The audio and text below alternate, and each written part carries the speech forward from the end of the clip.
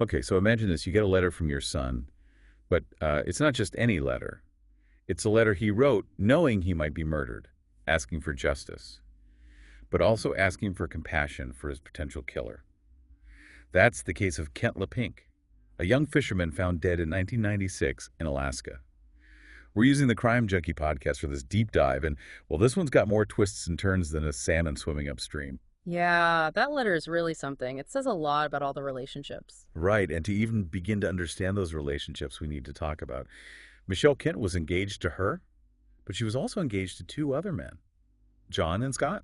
It was like some bizarre love quadrangle. I don't even know if that's a word. It's definitely not typical. And they all lived together for a while. I can't imagine the tension. It's crazy. From what Crime Junkie pieced together, Michelle was an exotic dancer, and it seems like she kind of thrived on all this drama. It's fascinating. Was she really in love with all three men, or was it something else, power manipulation? And then in the middle of all of that, you have Kent. According to his letter and his family, he was head over heels for Michelle. He even told his parents about $1 million life insurance policy he had on himself with Michelle as the beneficiary. That's a big detail. It makes you think about motive right away. Was this love, or was she after money? His parents were worried, and they told him to leave, but Kent didn't listen. And then that letter arrived, the one telling him to open it if something fishy happened. Shortly after that, Kent's body was found on a remote road near Hope, Alaska. He had been shot multiple times. And in his letter, he said that Michelle, John, or Scott was responsible for his death. It's like he knew. It's chilling. And speaking of chilling, before he died, Kent was frantically searching for Michelle and Hope. He was convinced she was at a cabin. Turns out that cabin didn't even exist. Another layer of mystery. Why go on a wild goose chase to a cabin that's not even there? And then there's that note the police found in Kent's truck. It was supposedly from John to Michelle mentioning a cabin in Hope.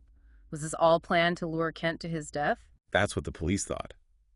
Especially when they found out that John lied about owning a gun. And guess what?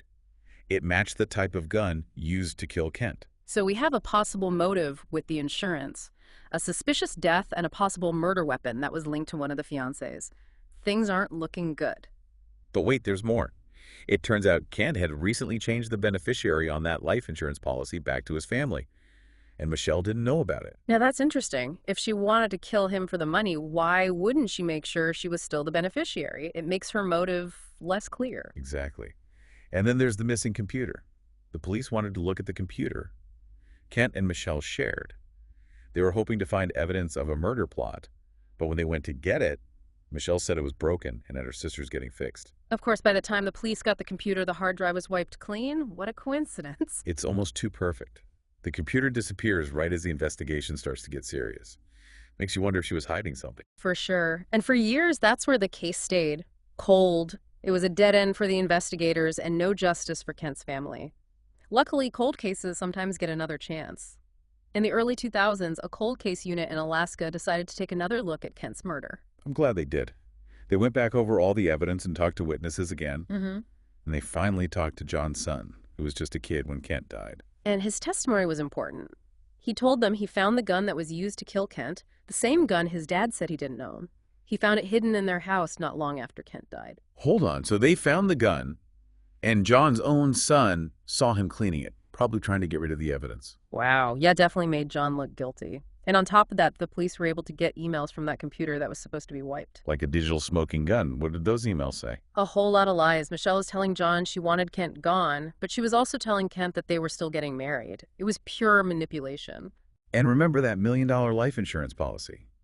There was an email from Michelle to John talking about a country where they could buy citizenship and not get extradited for any crime. They didn't specifically say they wanted to kill Kent, but it was clear they were desperate. And being dishonest, it was enough for a grand jury to charge both Michelle and John with Kent's murder. So after all this time, Kent's family finally had their day in court. Yeah, Michelle and John were tried separately. And guess what? They were both found guilty. It seemed like justice was finally done. You mentioned earlier that it wasn't that simple, though. No, it wasn't. Michelle and John both appealed their convictions. They said Kent's letter shouldn't have been allowed as evidence and that the prosecution's case was based too much on guessing. And the court agreed. Why would they throw out Kent's own words? They said using the letter violated their right to confront their accuser. It's a complicated legal issue, but because of that, their convictions were overturned. So technically, Kent's murder is still unsolved. That must have been so hard for Kent's family. All that hope for justice gone because of a legal technicality. It shows that the legal system can't always give people the closure they need. To make things worse, John was murdered in prison while he was waiting for a new trial. Hmm. And Michelle, she got out on bond and was never retried.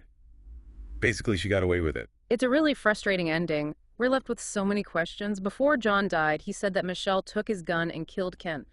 But can we believe him? It's hard to say. He was the one who wrote that fake note about the cabin and hoped to lure Kent there. Was trying to blame Michelle at the very end. Maybe. And remember John's son, the one who said that his dad had the gun? He later refused to talk about the case anymore. What do you think that means? Could he have been more involved than he said? Or was he trying to protect his dad's memory even after all of this? It's possible. And we can't forget about Scott. He was never charged, but he failed a polygraph test when they asked him if he shot Kent. Polygraph tests aren't always accurate, but it definitely makes you wonder. So we have all these relationships and different stories and evidence that seems to point in every direction. It shows how hard it can be to find the truth, even after years of investigation and multiple trials. It reminds us that justice isn't always easy or clear. Sometimes, even after trying everything, we can't find the truth. Yeah, it really makes you think, doesn't it? You put yourself in Kent's parents' shoes. Imagine getting that letter, knowing your son thought he might be murdered, and then asking for compassion for the people he thought might hurt him. I know. It's hard to understand wanting justice, but also asking for mercy. It shows how complicated grief can be. It makes you think about forgiveness and responsibility and how messy human relationships can be. There are no easy answers in this case. That's what makes it so interesting. It's true. Even though the legal system couldn't give a clear answer, there's still something to learn from this story. We can look at the evidence and try to understand why people made the decisions they did. Exactly. Sometimes even with tons of evidence and trials and years of investigation, we still don't get a satisfying answer. Trying to find justice doesn't always mean finding closure. So as we finish up this deep dive into Kent LePink's murder, I want to leave you with a question. What does justice mean to you? Is it about punishing someone, getting revenge, or is it something more than that? Something that considers how complicated people are, where it's not always clear what's right and wrong? That's a good question to think about, especially after everything we've talked about. There's no one right answer, but thinking about it can help us understand ourselves and the world better. As you think about this case, I want you to think about everyone involved. Kent Michelle, John Scott, even young John. Try to see things from their point of view. Understand what they wanted, what they were afraid of, and the choices they made, even if those choices were bad. Because if we want to understand these sad stories, even the ones that don't make sense, we need to try to see things from other people's perspectives. That's a great point. So that wraps up our deep dive into the murder of Kent LePink. We hope you learned something and that it made you think. Remember, true crime stories can challenge how we see the world and remind us that the truth is powerful even when it's hard to find. Stay curious, keep learning, and join us next time for another deep dive into the world of true crime. It's fascinating and sometimes a little scary. That's right.